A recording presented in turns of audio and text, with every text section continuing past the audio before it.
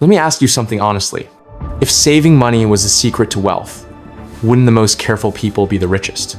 The people who avoid spending, the people who plan every purchase, yet many of them still struggle financially. So today, let's talk about a truth most people never hear: why saving money alone does not make you rich. From childhood, we're given a simple rule: save your money. Parents say it, schools repeat it, society rewards it.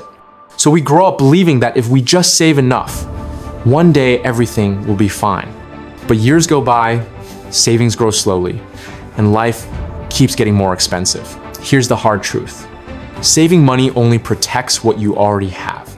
It does not multiply it. Money sitting still does not create new money. And in a world where prices keep rising, money that doesn't grow is quietly losing value. This is why so many disciplined people feel stuck. They save consistently. They avoid waste.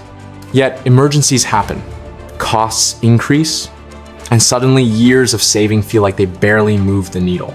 Wealth is not built by saving alone. It's built by using money intentionally. Saving is step one, not the finish line. What matters is what you do after you save. Wealthy people still save, but they also invest. They build skills that increase their income. They create systems that keep earning even when they're not working. Their money is always working even when they sleep. Imagine saving $1,000. That's smart.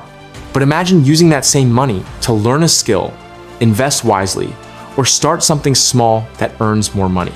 That's the difference between protection and growth. So don't just ask how to save more. Ask how to make your money grow.